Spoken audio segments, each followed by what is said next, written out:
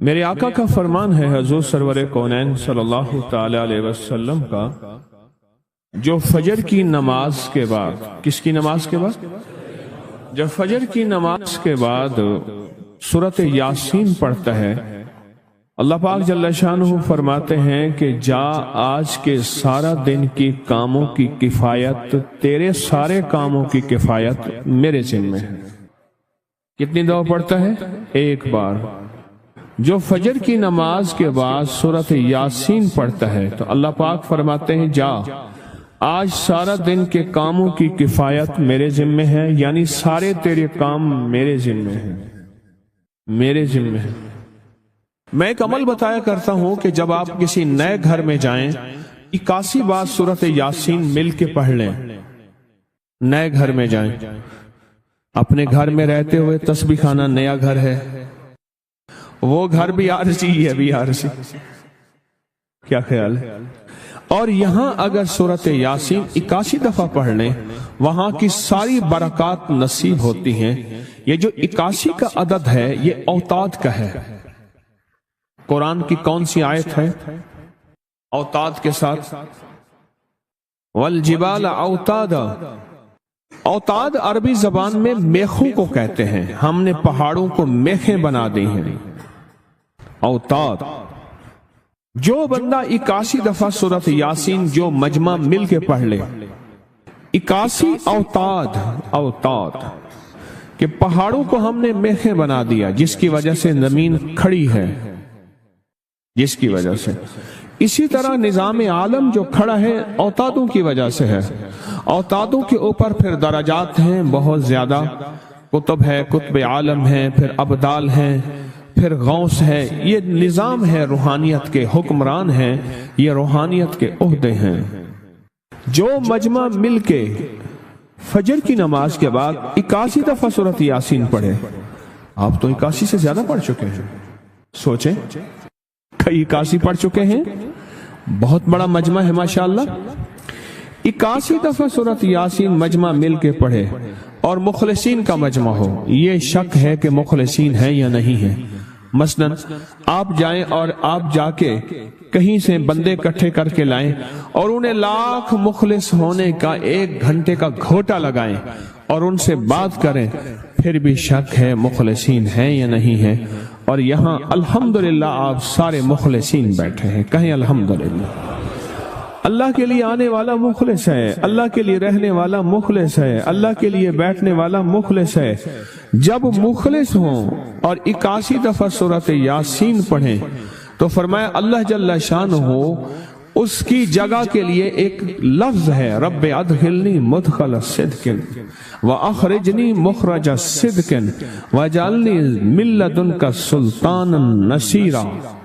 اس کا مفہوم یہ ہے، آیت کا ترجمہ اب میں مفہوم بیان کر رہا ہوں۔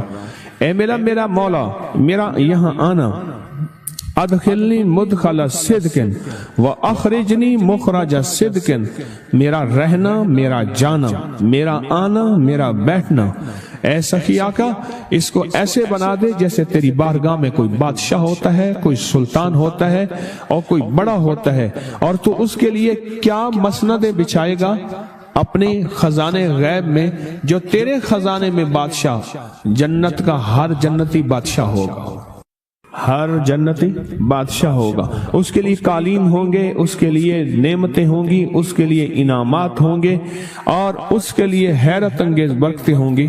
فرمایا جو 81 دفعہ پڑھے گا اللہ کے خزانوں میں، اس کا شمار بادشاہوں میں ہوگا۔ جو 81 دفعہ سورۃ یاسین پڑھتا ہے اس کی چاہت سے ملتا ہے، ضروری نہیں وہ کہے۔ اس کو گہرائی سے سوچیں، اس کو پھر سوچ کے سوچیں۔ جو 81 دفعہ سورۃ یاسین پڑھتا ہے اس کی کس سے ملتا ہے؟ چاہت سے ملتا ہے۔ وہ جو چاہتا ہے اللہ دے دیتا ہے۔ فجر کی نماز کے بعد 81 دفعہ سورۃ یاسین پڑھنے سے اللہ اس کی چاہت کے مطابق دے دیتا ہے۔ حضرت گیسو دراز بندہ نواز ایک بزرگ گزرے ہیں، بہت بڑے اللہ والے تھے، ان کی زلفیں تھیں گیسو دراز۔ ان کا معمول تھا کہ ان کی خانقاہ میں روزانہ 81 دفعہ سورۃ یاسین پڑھی جاتی تھی۔ اور پھر دعا مانگی جاتی تھی.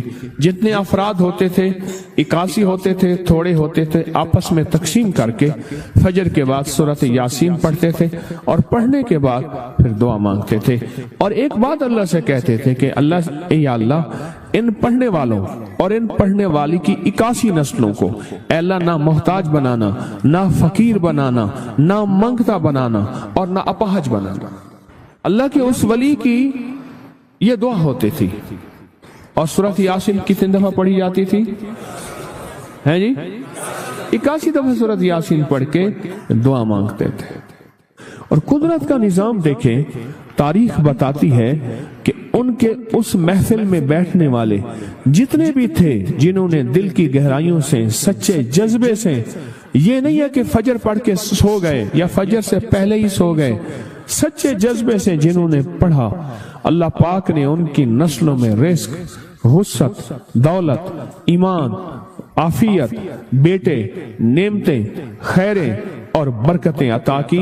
اللہ نے ان کی نسلوں میں وہ چیزیں عطا کی جنہوں نے فجر کی نماز کے بعد مل بیٹھ کر 81 بار سورۃ یاسین پڑھی. کیوں؟ 81 اوتاد ہیں کہ جو شخص یہ چاہتا ہے اللہ میری نسلوں کے لیے رزق کے دروازے کھلے رکھ, رزق روحانی اور رزق جسمانی, اللہ میری نسلوں کے لیے دنیا کی مہنگائیاں, حالات, کرائسس, ناکامیاں, اور پتہ نہیں آگے مہنگائیوں کی صورتحال کیا ہوگی, لیکن اللہ مجھ سے اور میری نسلوں سے رزق نہ چھین.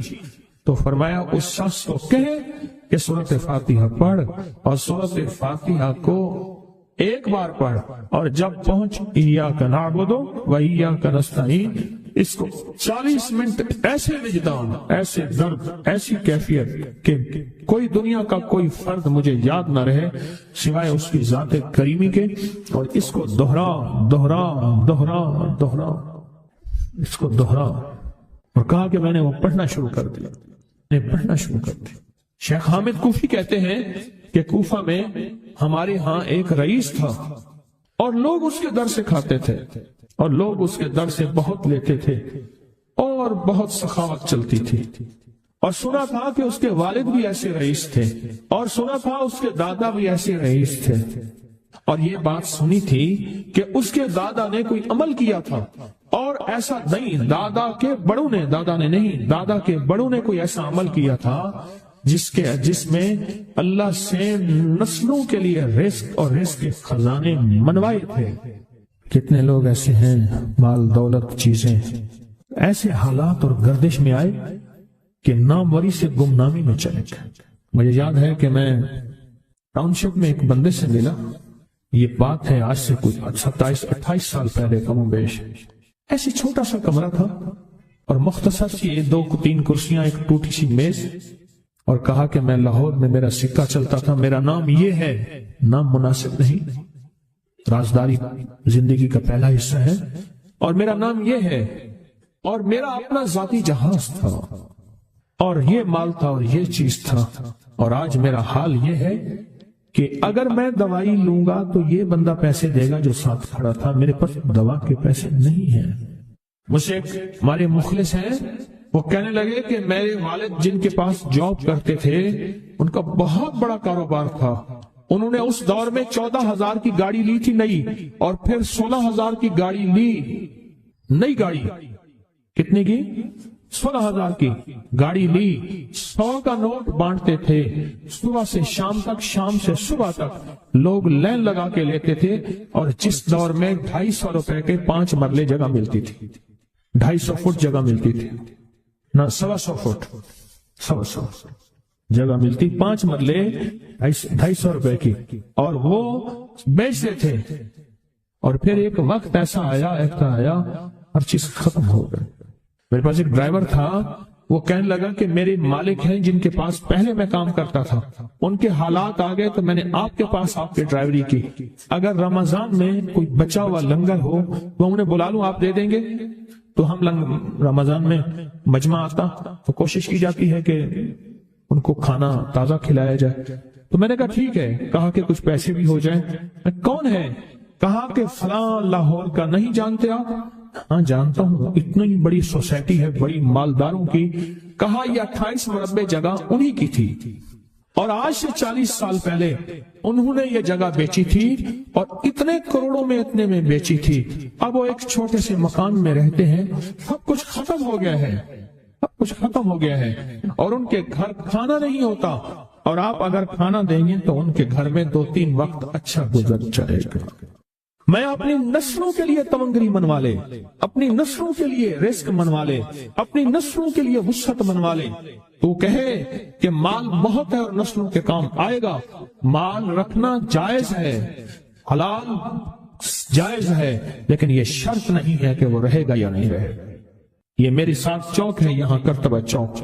یہاں 2 پلازے مجھے بندے نے بتائے, آپ اس کے نہیں ہیں. کہا یہ اور یہ اس بندے کا ہے, فلاں نام کے بندے کا, اور اس کا آج کچھ نہیں رہا.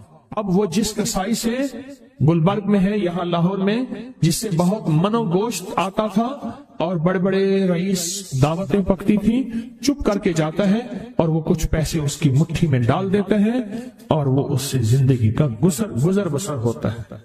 میں یہاں لاہور میں فیروز پور روڈ پہ ایک جگہ گیا تو انہوں نے وہ جگہ پہ کھڑے ہو کے دکھایا, وہ سامنے جو بنگلہ ہے, میں نے کہا وہ تو محل ہے. کہہ رہے یہ اس بندے کا ہے.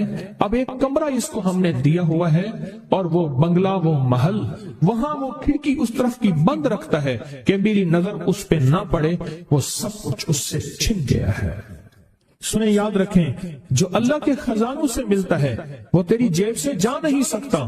وہ دنیا کی جیبوں اور مالوں سے جو ملتا ہے وہ تیری جیب میں رہ نہیں سکتا. یہ جو عمل ہے نا, نسلوں کے لیے رزق منوانا, برکت منوانا, نسلوں کے لیے, نسلوں کے لیے رزق منوانا, نسلوں کے لیے برکت منوانا, یہ جو عمل ہے, بس اب میں نے آپ کو عرض کیا نا کہ آپ پوچھیں کتنے دن کریں گے. میں نے کہا دل خود بولے گا, من خود بولے گا, اندر خود بولے گا. میں نے آپ کو کچھ واقعات سنائے ہیں, بڑی بڑی ہستیوں کے واقعات, بڑی بڑی ہستیوں کے واقعات. یہ اس میں سعودی عرب مکہ مکرمہ میں ایک جگہ ہے, اس کا نام خالدیہ ہے سوسائٹی. میں وہاں ایک عرب سے ملا, شیخ ابو ترکی اسے کہتے تھے. تو اردو عربی تو مجھے آتی نہیں, بس تھوڑی بہت ایسے شدھ بدھ ہے. تو وہ تھوڑی ہی دیر میں کہتے تھے, ایسے اٹھتے تھے نا, کہتے تھے اللہم ایاک نعبد و ایاک نستعین.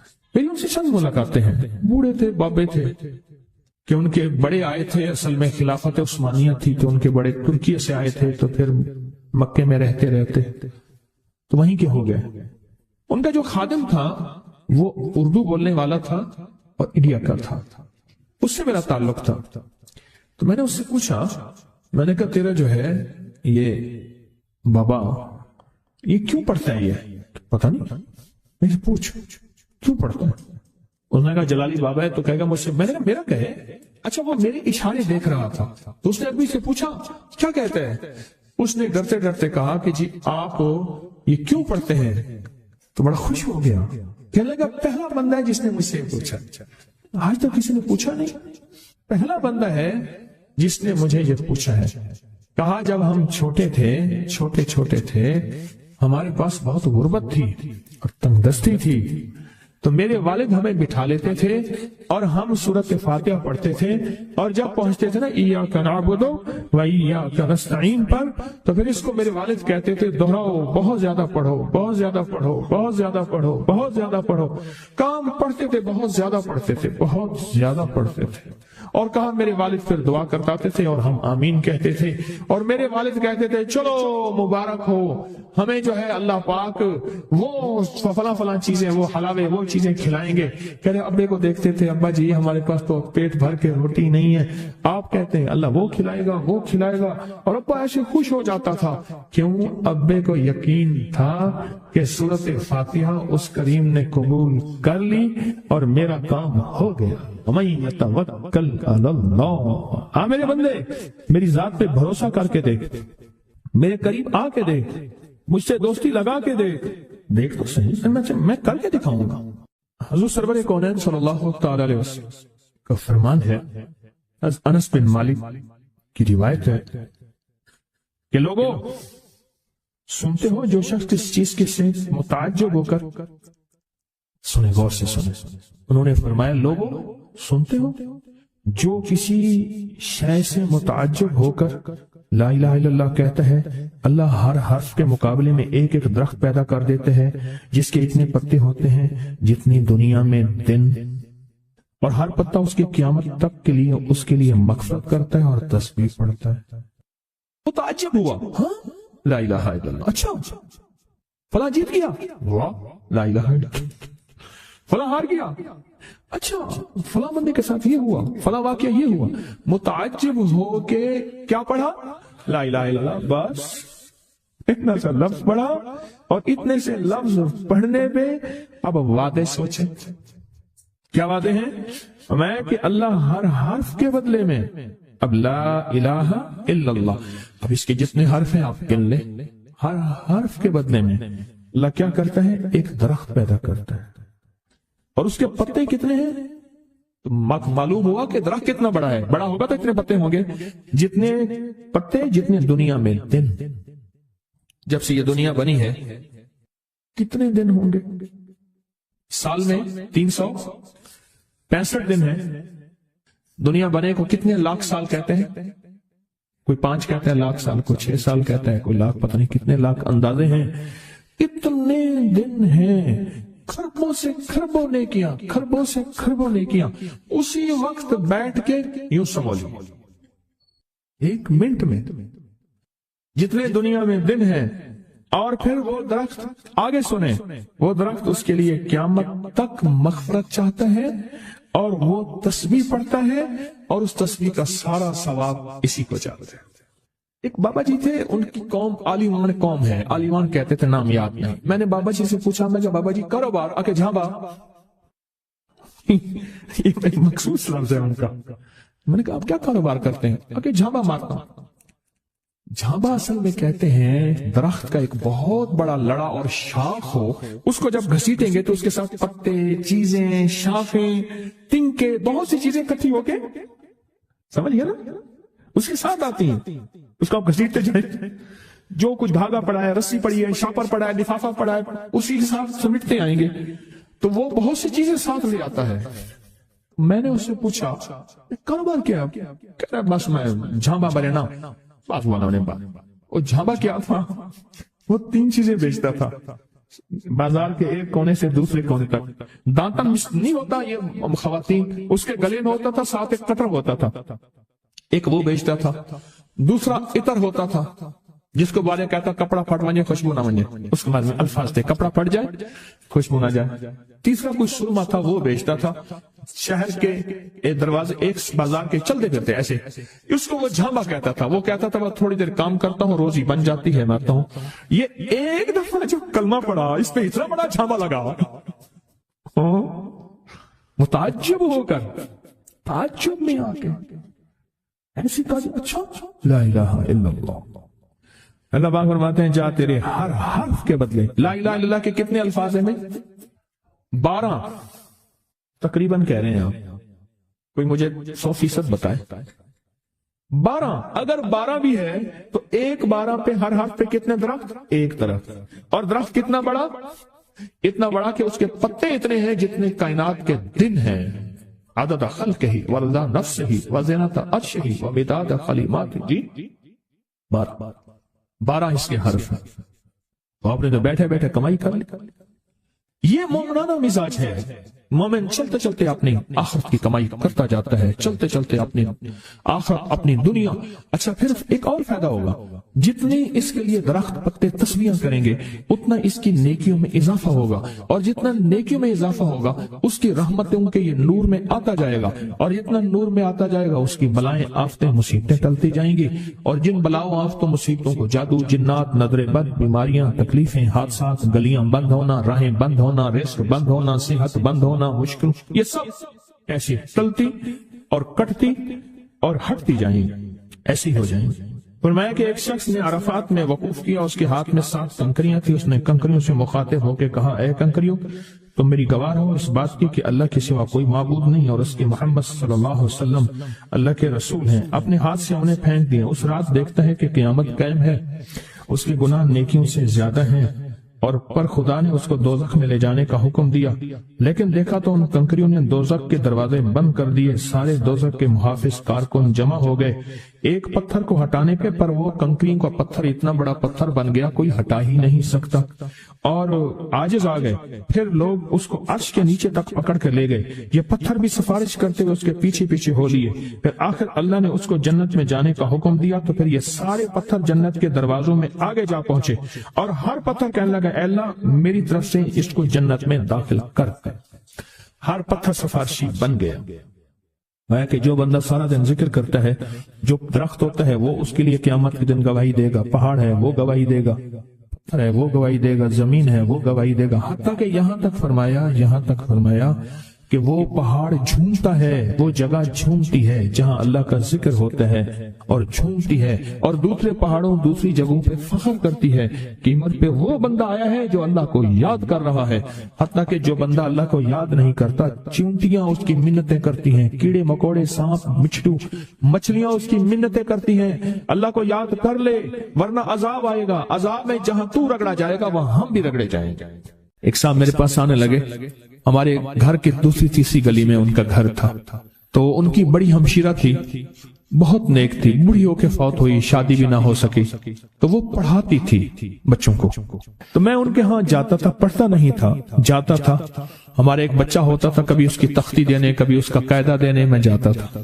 یہ جب بھی غسل خانے میں ہوتے تھے اندر سے گانے کی آوازیں آ رہی ہوتی تھی۔ اللہ نے نظام بدلا، بہت سالوں کے بعد تسبیح خانے کی نسبت ملی، اور تسبیح خانے کی نسبت کے بعد ہر وقت ذکر ہے۔ میں نے ایک دفعہ کہا آپ گاتے ہوئے جو ہے غسل خانے میں گاتے تھے، ایسی آنکھیں کھول کے لگے کہ مرشد واقعی آپ کو کشف ہوتا ہے۔ میں وہ کشف نہیں ہے، میں تیری ہمشیرہ کے پاس کبھی تختی دینے آتا تھا، فلانی پڑھتا تھا کہ ہاں، میں کہ تجھے گاتا ہوں میں دیکھتا تھا، اور میں کہتا تھا یا اللہ اندر تو ساری ظلمت ہوتی ہے اور یہ اندر گاتا ہے۔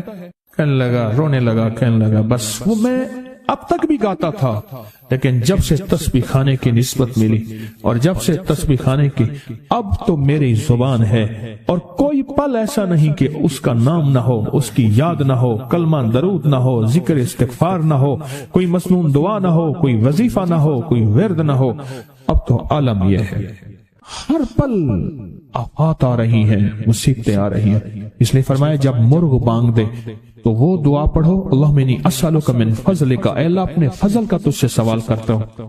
میرے آقا کا فرمان ہے جب مرغ بانگ دیتا ہے، وہ صبح ہو دوپہر ہو یا شام ہو، یہ ہمارا زندگی کا معاملہ ہے کہ مرغ جو دوپہر کو بانگ دیتا ہے اس کو ذبح کر دو۔ ایک دفعہ بندے نے ذبح کر دیا کہ یہ دوپہر کو بانگ آنے لائی، تو اس کی وجہ سے پھر مصیبتیں آتی تھی، اس کو ذبح کر دیا۔ میں نے اس کو کہا جب فرمان سنایا تو پریشان ہو گیا۔ میں نے کہا آقا کا فرمان ہے میرے کملی والے کا، سرکار نے فرمایا جب کوئی عرش سے رحمت کا دروازہ کھلتا ہے مرغ وہ دیکھتا ہے۔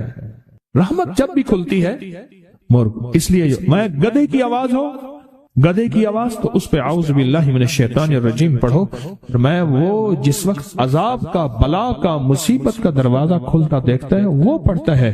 مرغ کی بانگ میں تو اللہ کا فضل مانگو، اللہ کا فضل۔ یہ پل پل کی دعائیں، یہ پل پل مانگنا، یہ پل پل کے لمحات، یہ پل پل کی اس کے سامنے، شہنشاہ کے سامنے گریا زاری اللہ کو پسند ہے۔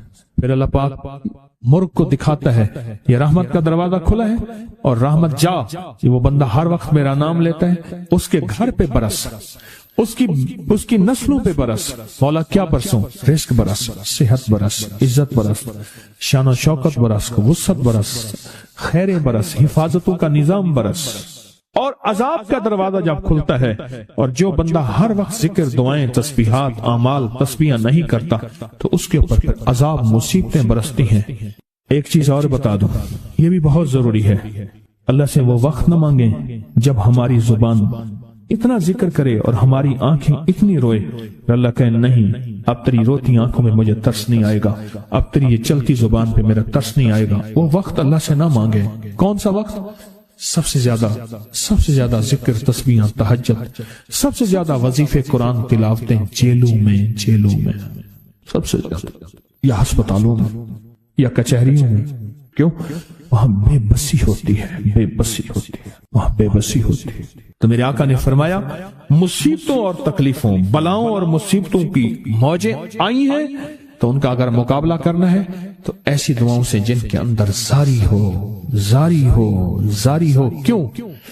ایک بات اور سن لیں، ہم دعائیں پڑھتے ہیں مانگتے نہیں ہیں، ہم دعائیں پڑھتے ہیں، دعاؤں کا مانگنا دل کی گہرائیوں سے، اندر کے درد سے۔